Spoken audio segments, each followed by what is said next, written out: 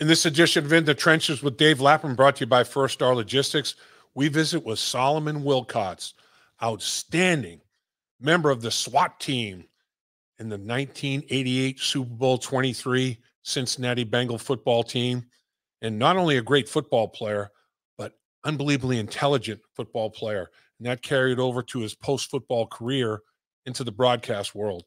Lapham and Wilcots knows what he's looking at. Lapham and Wilcots knows his X's and O's, and he has a lot of great things to say about this Cincinnati Bengal football team and this matchup against the Raiders in the playoffs. You're going to really like it.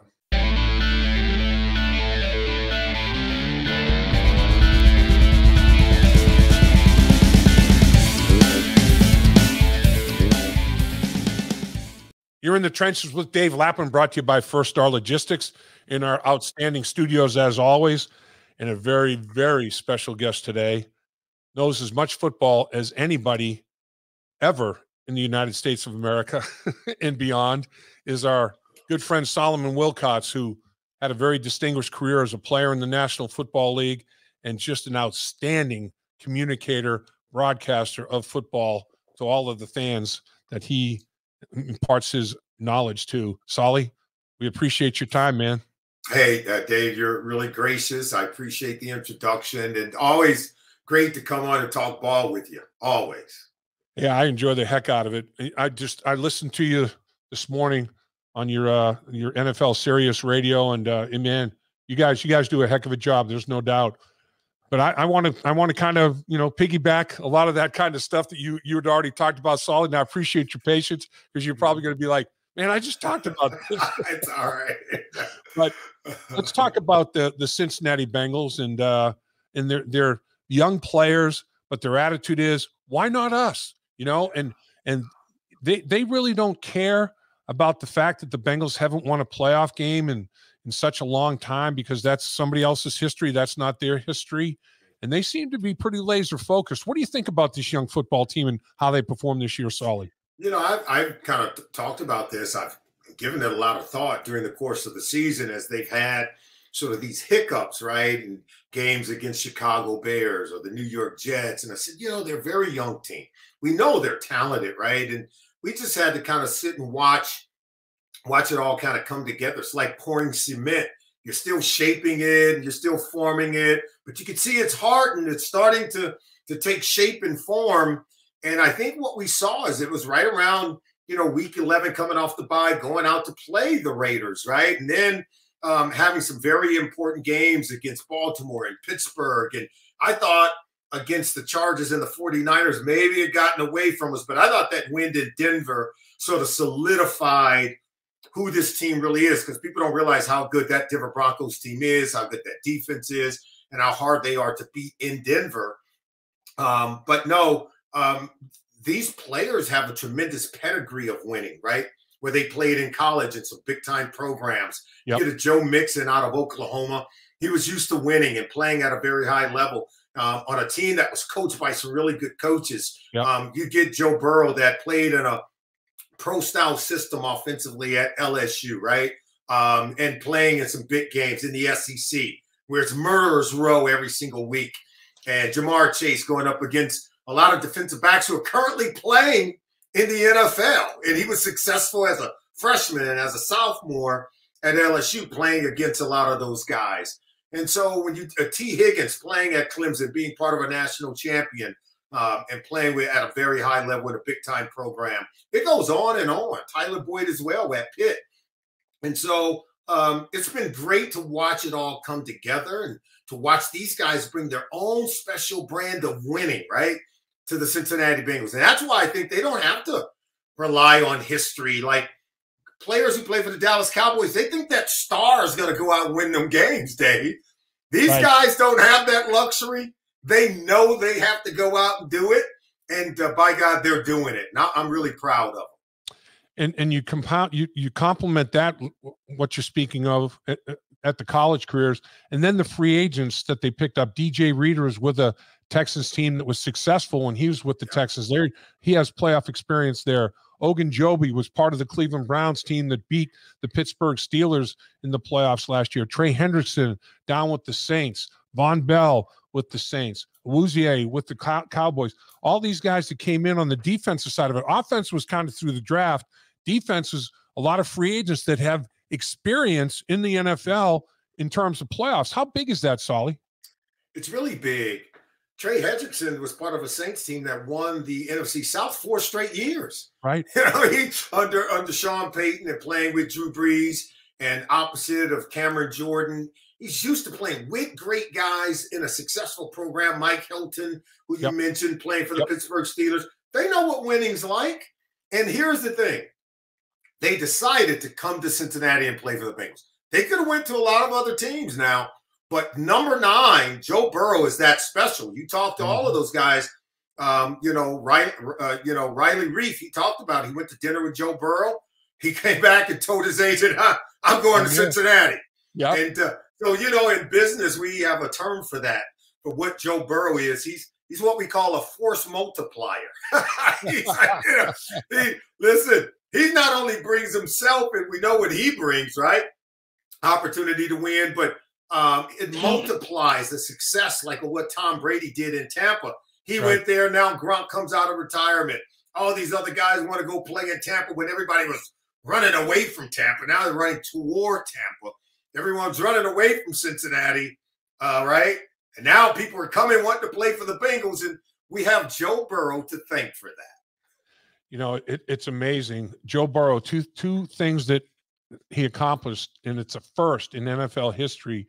The only quarterback with 400 yards or more passing, 4 touchdowns, no interceptions in back-to-back games. No other quarterback had ever done it. Also, the first quarterback with 400 or more yards against the same opponent 2 times in the same season when he lit up Baltimore for 525 and 416. Those numbers are stupid. Stupid.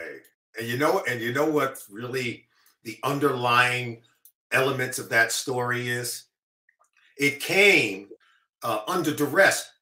In those games, back-to-back weeks, the defensive coordinator decided we're going to blitz them. Yeah. Because you know what the book is on when you play young quarterbacks in this league. Send the entire house at them. Throw as much at them as you can. Most young quarterbacks wilt under that heat of pressure. Well, Joe Burrow is, in our PFF database, he is the highest rated quarterback when blitz. Right. And those numbers are just a real byproduct of not only of how good he is, but what that intestinal fortitude is. The guy has no fear.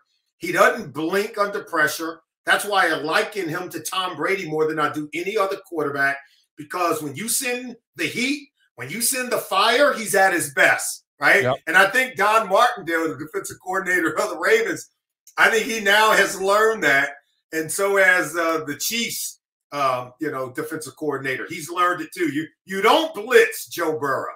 It's crazy. Some of the numbers you're talking about, back it up. You're right, Solly. I mean, his yards per attempt when he's blitzed, 10.8, leads the league. I mean, he completes 70% of his passes, top 5 in the league. Quarterback rating of over 122, top 5 in the league. And when Burrow's blitzed 9 times or more, the Bengals are 7-2, and they score 32.7 points a game. When they're not in the other games, when they're not blitzed that amount of times, they're 3-4, and they average 21.3 points a game. So he feasts on the blitz. And I guess that takes me to this football game, because this coordinator, Gus Bradley, does not blitz. He's the lowest blitz rate in the league. He blitzed Joe Burrow twice in the regular season game, 2 times. Smart. And that's what's going to happen again. He's going to rush 4 and drop 7, man. That's right. And in that game, it's one of the few games where Burrow threw for under 200 yards in the game. Yep. Not a whole lot of explosive plays out of the pass game. Yep. And what that means is whenever you have a light box, that means you're going to have to play with greater patience. You're going to have to rely on the run game, and that means we get more of Joe Mixon and Samaj P. Ryan. I think we're going to need both running backs to have a big day, just really hammering away at that Raiders defense. And as you well know, it was late in the game when the dam broke, right? Joe Mixon breaks off the 20-yarder. He runs in for a touchdown. And from there, the Bengals scored on 4 straight possessions in that fourth quarter, but it started with the run game. You're right. In the second half, Joe Mixon has 19 carries for 97 yards. He has over 50 of them in the fourth quarter, like you described. and will that carry over? Because and you're right, that was one of the Joe Burrow's passed for under 200 yards 3 times this season. That was one of them. Denver was another. They're 3-0.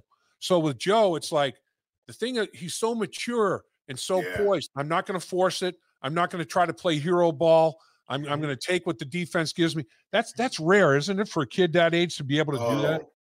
It's extremely rare. I think it's one of the reasons why, and it was a growth factor for Patrick Mahomes this season. Here's a guy that's been to 2 straight Super Bowls, right? He's been to 3 straight AFC title games. Quickly in his career, he's had a lot of experiences in big games and big moments. But this year, you saw him struggling, right? When teams were going to force him to play small ball, be a little more patient. He found some difficulty at doing that.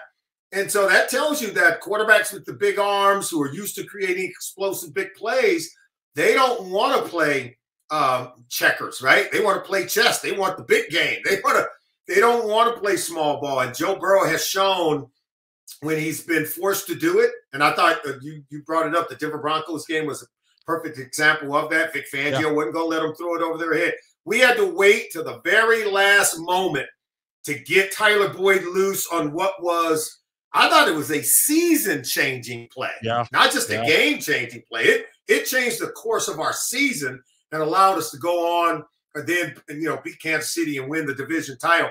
I thought it was a great design by Zach Taylor, but great execution by Joe Burrow. No question about it. Couldn't agree more. Let's talk about the flip side of it a little bit. Derek Carr, he's got as much arm talent really as anybody in the league, right, Solly? I mean, the guy can make every throw. What's your overall assessment of Derek Carr? I've always loved Derek Carr. I wrote an article about him going into the 2020 season. Derek Carr, it was in our PFF website. You can go and pull it up, but it gave all the data points about his production over the years and how their inability to win was not because of his lack of production. Jack Del Rio had that team going, I thought, on the right course. I thought when Coach John Gruden came in, I do think that he had done some things that undermined the team's ability to win. You remember he got rid of Khalil Mack. This guy's one of the best pass rushers in football. They're rare. You and I both know you don't find a lot of those. No. The Myles Garretts, the TJ Watts of the world, they're so hard to find. When you get one, you don't trade them. You don't get rid. Amari Cooper. They're still looking for an Amari Cooper with the Raiders. In fact, they don't have Amari Cooper this week. Right. I don't think they have a receiver that can really threaten us. I know Hunter Renfrow is an underneath guy that can make some plays, but they don't have that wide receiver number 1, right? That can really threaten us down the field and be prolific. And they're still searching for that guy. So they were ready to run off Derek Carr. And I remember writing the article because we said that John Gruden's most favorite receiver was, his favorite quarterback was the next quarterback. He's always looking for the next guy, right? Right. So I wanted to at least shed some light on who Derek Carr was, what the good things that he does. And I think you saw that over the course of this season, with all the adversity that team faced, that he was a model of leadership, right? The guy never badmouthed the team, the situation. He never talked about the players he once had that he no longer has. He didn't make excuses. All he did was said, hey, you hate the sin, love the sinner. And then all he did was go to work to try to get back to winning. And they won their final 4 regular season games to punch a ticket into the playoffs. And here they are. So the guy's got talent, the arm talent you talked about. From the neck up, he's phenomenal. And he's got great leadership. When times get tough, Derek Carr rises. And that's why the guy is constantly on the phone. His best friend is Devontae Adams. Huh. They went to school together at Fresno State. Yeah. And, Aaron Rodgers is always on the phone with him, is always talking about him. They're from Northern California, and they have a great friendship. There's a lot of us that have a lot of respect for Derek Carr, and he's going to be a tough out on Saturday for the Bengals. When you look at the offensive line for the Raiders, I really like Colton Miller, but the other guys, I think there's some vulnerabilities in some spots. I look at the edge rush guys. I look at the H boys for the Bengals, Hendrickson and Hubbard, and of course Crosby, who leads the NFL in quarterback hits and pressures, and Ngakoue. I think that's going to be a big deal. Which defensive end duo is going to do the most damage? What do you think? No, they're bringing a defensive line in here that commands respect. Yeah. In fact, it's one of the most important reasons why they're here. We talked about it. They have the lowest blitz rate of any team in the league, but yet they have a high pressure rate. So that tells you they can get pressure without having to blitz. That's a defensive coordinator's dream, right? Right. I don't have to send more than they can block, but yet I'm still going to generate pressure with Max Crosby as well as Yannick Ngakoue, who's a natural-born pass rusher, by the way. The guy that he gets out of bed, practicing his pass rush moves, and it's just very natural for him, very quick and very productive throughout his career. Darius Philion, he's a guy that's injured. He's out. Right. That's to the Bengals' credit because he was he was wrecking shop against the Los Angeles Chargers in the season finale game that he made a huge impact, but he's going to be out. But they're going to rotate Solomon Thomas in there. They've got a couple other guys that they're going to rotate. They're good. I think we have greater depth. I like our interior guys of Larry Ogunjobi, B.J. Hill, and DJ Reader. I like our depth on the interior better. I do believe that Hendrickson and Crosby are very close. They got the high energy. They're going to keep coming. I think on the edge, I think we're very similar. It's going to be how our offensive line, right, matches up with their group and how their offensive line matches up with our group. I think we can generate the pressure. That's what we did week 11. I think we'll get to Derek Carr. It's going to be really key. It's going to be how well we defend against the run game and Josh Jacobs when they decide to run it. You should know that the Raiders, I don't get them. I don't know how they go about team building because they got rid of their entire offensive line except Colton Miller. Yeah. And Rodney Hudson is one of the best centers in all of the NFL over the last 10 years. He's now playing in Arizona. He helped them to rebuild an offensive line that they never had, right? And now they've got one. So I respect Rodney Hudson. Listen, I've been wanting to call Mike Mayock. He and I work together at NFL Network. But if I call him, I think I'm going to be too critical, Dave. It's like, what are you doing? I was like, you're helping everybody else build their team. And so I'm happy that Rodney Hudson's not there and some of the other guys. Big Orlando Brown, he's went back to the Patriots. They had a great offensive line. For whatever reason, they decided to blow it up. And that's what they do over there with the Raiders. They get rid of good players and still think they can win the playoff game. But I like our chances in this. So, Solly, the way they play defense, Gus Bradley drops 7 into coverage, and you get great pressure up front. How come they only have 6 interceptions, fewest in the NFL? And then in the red zone, they give up a touchdown over 81% of the time, worse than the National Football League. And they're a 10-7 football team, and it's like some of the numbers analytically just don't jive to me. It's weird. They're not seeing it well. They're not playing the ball well. Remember, Gus Bradley had brought that system over from the Chargers. He had been with the Chargers, but originally he had been with Jacksonville. It started out with Pete Carroll in that Legion of Boom with Dan Quinn. And when he had Richard Sherman, he was the secondary coach there and defensive coordinator. They play a lot of single high, cover 3, cover 1 man. They make it all look the same. They do this press and bail technique where it turns into a cover 3 zone, but it looks like it easily could be cover 1 man because they play top-down coverage, which I love the technique because it allows the corner to have vision on the receiver as well as the combination routes that both receiver could be running, and you have vision in on the quarterback, which means you should have more interceptions. Yeah. But they're not seeing it well. This is their very first year running this system, I suspect. I love Gus Bradley. He's an excellent teacher. Spent a lot of time with him. I suspect that they'll continue to get better as they have over the course of the season. In year 2, year 3 in this system, that's why they brought over Casey Hayward from the Chargers, who's been a really great player, began his career in Green Bay when they won a Super Bowl when Charles Woodson and those guys were playing. Yep. Casey Hayward is one of the top cornerbacks in our league over the last decade or so. But he continues to make play. He knows this system really well. But they'll get better. But right now, they're just not seeing it all. And I don't think they can match up with us if they have to play man-to-man coverage. I just don't see that happen.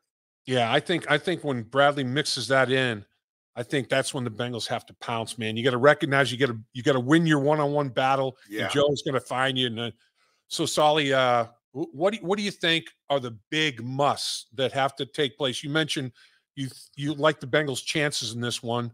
Why do you like them, and what do they have to do to get it done? We've got to really, this has got to be about Joe Mixon in the run game. We've got to hammer away. Look, if they're not blitzing, they may fake like they're going to blitz, but they're not coming.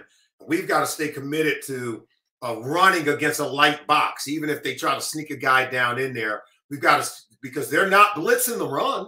Right. Because they're not blitzing at all, right? And so we've got to really stay with that kind of run game. And it's like the dam going to break later, like it did in that first game, week 11. The real explosive plays tend to come later when you're playing against a real disciplined defense that wants to keep everything in front, try to drop everyone in coverage. You just got to stay committed to the run game, and you've got to be able to hit some double moves. And then when we do take our shots, our protection's got to hold up. We've got to protect against Max Crosby and Yannick Ngakoue. Give our quarterback, give Joe Burrow some time, and he'll carve you up. I mean, you and I both know that he will carve up a secondary that's mediocre at best. Right, we can't allow them to get tipped balls at the line of scrimmage and turn those into turnovers because, we intercept all tips and overthrows. So we just have to have a clean game in our pass protection operations. So, Solly, the Raiders have always had the reputation, since Darryl Monica days, back with Al Davis, the deep ball, the big play, the explosive. The Raiders run a ton of double moves. They'll double move as much as anybody in the National Football League. How tough is that on a secondary? It's really tough because you got to let the game come to you because they're going to take shots and they may hit a slant here or a slant there. You make the tackle on those, but you can't give them the double move big plays. Secondly, those double moves, Trey Hendrickson is going to have something to say about that because you and I both know the protection has to hold up a little longer in order for those double moves to have some impact on you. So the best way to defend it is pressure's got to get home, right? And you have to play with great eye discipline in the backfield. Your secondary, we're as healthy as we've been back there. So let's see if it pays off for us. Yeah, it's going to be a heck of a football game. I mean, I just think I'm excited to see the turnout. The crowd is going to have to be a huge factor. Yeah. I mean, that's going to, you got to make them feel a little bit uncomfortable. Derek Carr and Joe Burrow, I think a big deal is which quarterback, when they have to create and extend and maybe go off schedule a little bit, which one's going to make the big play and avoid the big mistake? I mean, both of them are capable of making big plays, but I do think Derek Carr might be a little bit more of a risk taker than Joe. He may give the Bengals more opportunity to make a play. What do you think? There's no doubt because he believes in his arm. Yeah. And because he's not surrounded by the prolific talent. I mean, his best receiver is his tight end, Darren Waller, who is exceptional, right? That guy's exceptional. We got to treat him like Travis Kelce. We got to treat him like George Kittle. I mean, we got to do a much better job, right? So we got to double him. But he's not. So he feels he has to make more plays. He will look to leak out to his right, try to extend and buy more time for a Zay Jones or Brian Edwards and some of those guys. And those guys are, Zay Jones has played better. He's got a little bit of speed to him. He's trying to buy more time for Hunter Renfrow to separate. Down in the red zone now, they're going to go double move to Hunter Renfrow. And you've got to in and out him, knowing that one guy, he's going to shake the first guy. But that double move second guy, that's when you can steal a play. I think you can bait them into throwing interceptions because you know where they want to go with the ball. Critical third down situations and down inside the red zone. It's going to be Waller and it's going to be Hunter Renfrow. Solly, both of us were fortunate enough to make it to a Super Bowl. Didn't win it, but we made it there. Super Bowl 16 for me, 23 for you. I'll get you out of here on this. If you had one piece of advice for these young Cincinnati Bengals that haven't had any playoff experience, what would it be? Don't beat yourself. And if you look at our 2 Super Bowls, we had the opportunity. The game was right there, right? And I just felt like we beat ourselves, whether it was letting Jerry Rice out the gate on a 2nd and 29, a play we knew was coming. We knew it was coming. Dick LeBeau told us it was coming, and we collide into one another and let the guy go running off. You know, you guys are down on the goal line. You got 4 opportunities to score. You got all the talent. You got all the smarts. And at the end of the day, 1 inch, the game was there for you to have it, right? And that's what it comes down to. You know, championship moments is when that game is there to be had. You got to expect to make the play. And I don't know about you. I lived in the moment. I could see it. I could dream it. And it manifests itself. And I just wanted the opportunity. I wish I would have had the opportunity on that one play, on that one dog the dig against Jerry Rice coming across the middle. Somebody's going to have that opportunity. When that opportunity presents itself, make the play. And I say, don't pull the pin on your own hand grenade. Don't beat yourself.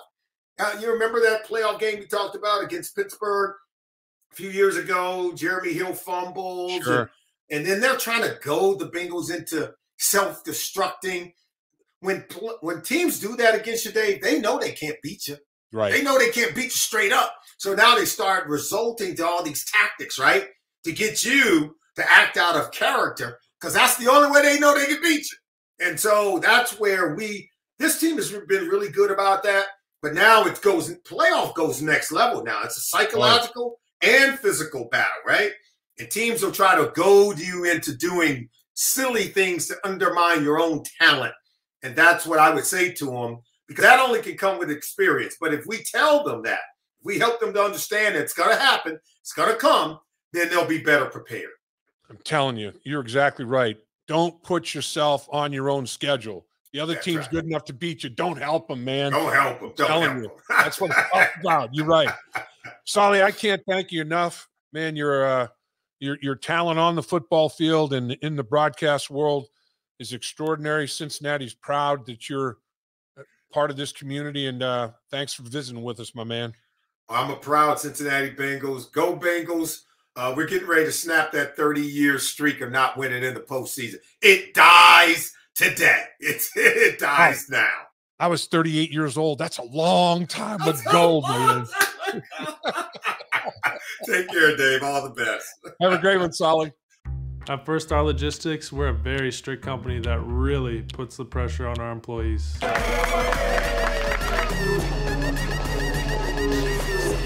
Brakes? What are those? That's what I'm talking about, Icky. Get the body right, then the mind's right. You know, gotta get that body right. That's right. Yes, sir. Become a star with a chance to earn the highest commission percentages in the industry as a freight broker agent. Check out FirstStarLogistics.com.